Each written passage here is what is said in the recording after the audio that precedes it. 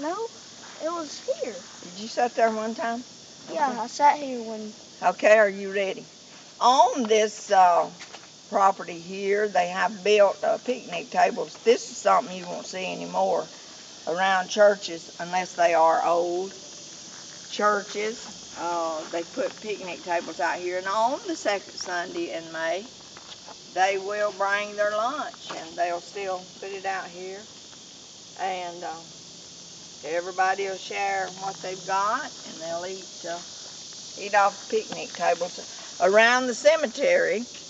And we had a woman from up north come one time down to Chestnut Grove, and she made a special trip from where she lived up in Ohio, I think. She said, I want to go where they eat at the cemetery. She said, I have never heard of people going to the cemetery and eating. She said, I want to be there when they do that. So this woman made a special trip down here to Chestnut Grove to get to eat at the cemetery. Now she said, and she loved it. She said, I'd never seen nothing like it. Only in the South will you find that kind of hospitality, let me tell you. So anyway, just wanted to mention the old picnic tables and things, how it used to be. Now, we used to eat out of the back pickup out under the trees, but they advanced a little bit and put up some tables round about. So maybe that was a little bit of an advancement in the history. All right. Let me look. Let me start out here with my grandpa and grandma Harris. They're about the first graves you'll come to in this cemetery. And of course I never did see them. This is my mama's, mama and daddy. And they was put here back in the early years. And I think they died real close together. He died in 33. She died in 32. So my grandma had a stroke. This is my mama's mama. And she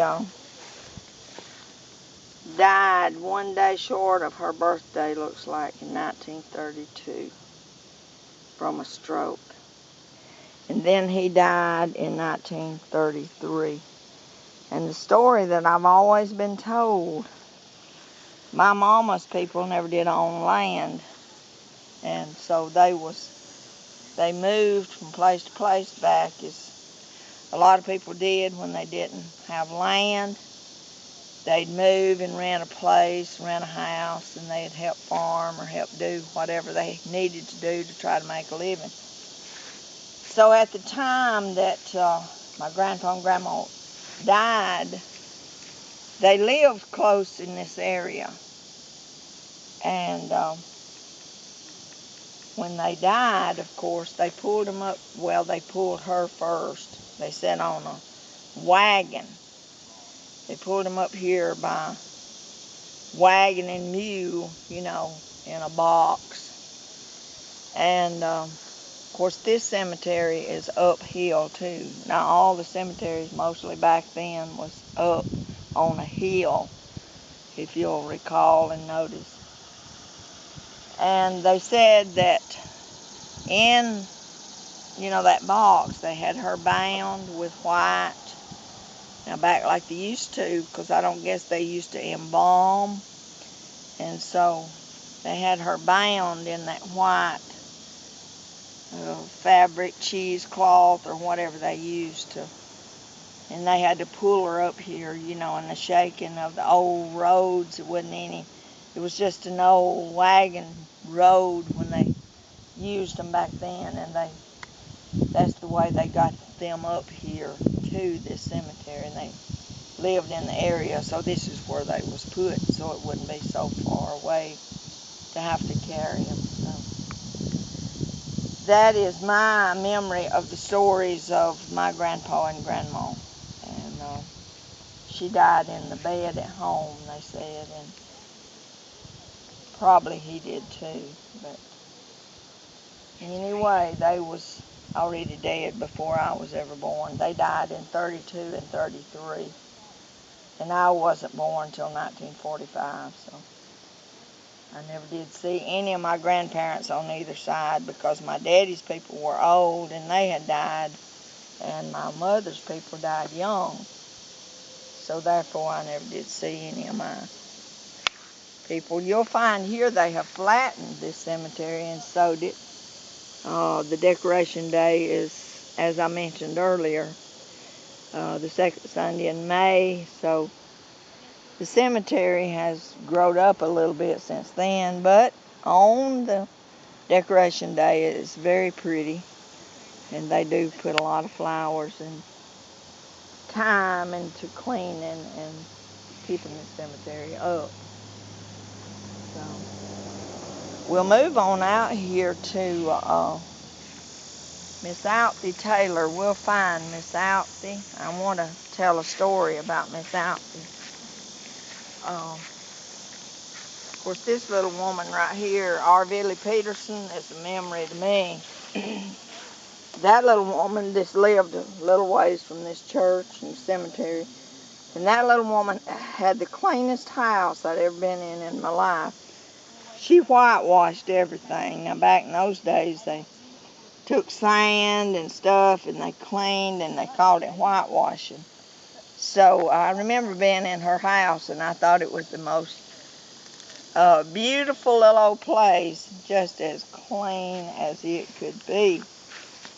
And so Marvin Peterson died in January of 1986, and Arvillie died in November of 1986. So they passed away the same year. Now this was an interesting man right here. This was Wash Palmer. He was a doctor, a chiropractor, and he done the chiropractic work back in those days, and he died in 1970, which was in my lifetime, of course. Let's find Miss Alfie. I want to tell a story right in here. Well, their names are over here, Mandy. Their names are on the other side. We was just over at the Taylor Cemetery, and Dewey, see, his folks is buried over there, Dewey Taylor, where we just come from. But he married Altha Palmer. And when I was born, back in those days, my mom and daddy had a little old renter house, they called it, and they'd let people live in it, young married people and so forth that needed to get started out in life. They'd let them live in that little old renter house. So in 1945, the year I was born, Dewey and Alfie lived in my daddy's little renter house. So it was on Easter Sunday, and I had 5 older brothers and sisters, and they had planned them a good little Easter Sunday deal, you know how we do, and hunt eggs and this and that. And so that morning, my mama said that the time was right for another baby to be coming along that day. And so they all had to go to Grandma Taylor's, which is down by Chestnut Grove. So the kids had to leave and go down there because there's a baby coming. And so they're, to this day, they're still mad because I messed up their day, okay, their Easter day. But anyway, my daddy went to get the doctor, to get Doc Brown, I guess. Well, he went on his way, but he stopped at the little renter house where Dewey and Alfie lived, and told Alfie if she would go out there and stay with Bessie until he could get the doctor over there. So Miss Althea said that she'd go, but she didn't know nothing. She had no children, never did have children. So she came on out to the house to be with my mama. Well, when she got out there, the baby was born. There wasn't nobody there but Mama and then Miss Alfie. And she said she didn't know what to do. And she said, "Oh, Bessie, I don't know what to do." She said, "Well, just get me a white cloth." And she said, and I wasn't a-crying. I wasn't making any racket. And she said, she told me the story. I ain't no telling how many times. And she said, "Whoa, Bessie, it's a dead baby here." Mama said, "Get me a towel, let me clean her face off and get her started." So that she said she grabbed a towel, and then Bessie was the one that had to do the work after all, because Alfie couldn't do it. And so here was the baby. Everything was fine. Mama got me to crying and a carrying on. And so Alfie said, "That one's mine." Because I was the sixth one that Hastings and Bessie had. And she said, "That one's mine." And so all of my life, Miss Alfie claimed me as her baby. And she wanted to keep me, but I wouldn't stay. I wanted my mama. So in my lifetime, I had three people that wanted me.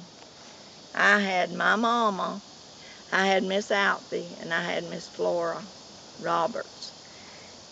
Later on in the years, which Miss Flora's buried at Chestnut Grove, Johnny and Flora Roberts lived in a little renter house. And I was probably about 3 years old then.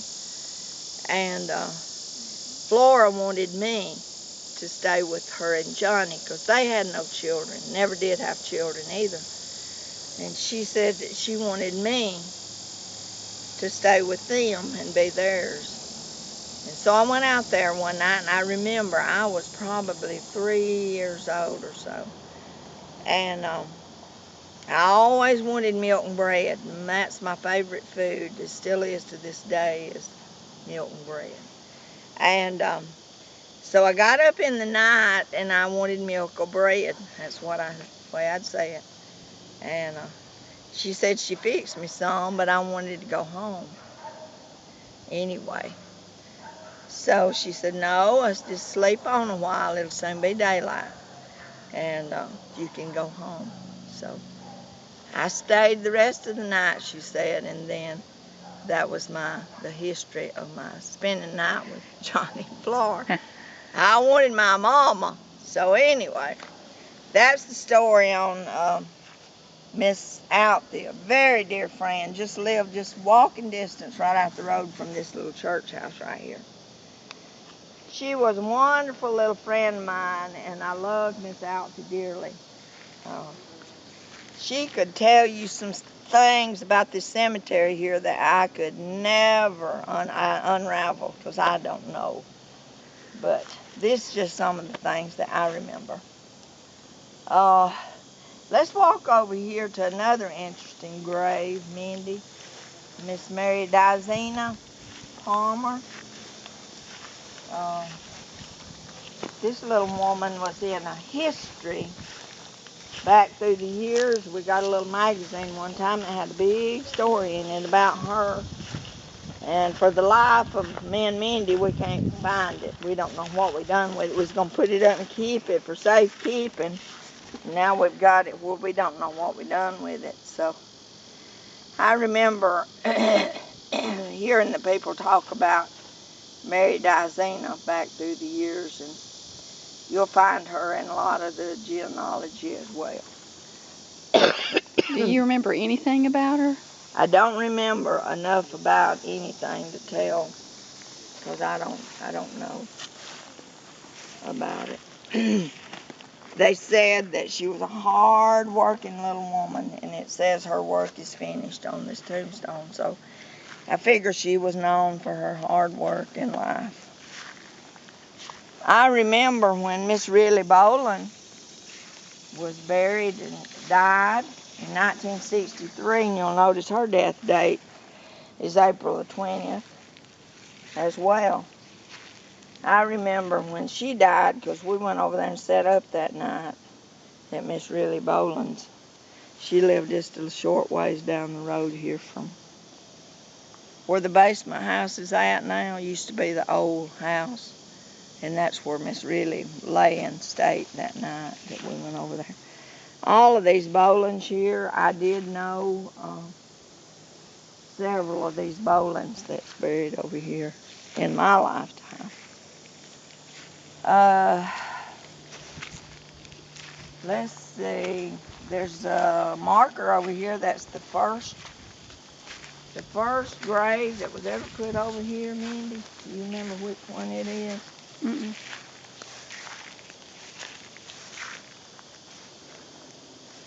Well, let's see if we can find that grave. A lot of these people, see, I don't know. I know this is Garvis Taylor's wife, Ora Taylor's grandpa and grandma. Married into the Taylors. There's fire ants right here. Do y'all see a stone that says the first grave here? Anybody? There's one over here that says that. Right in here somewhere.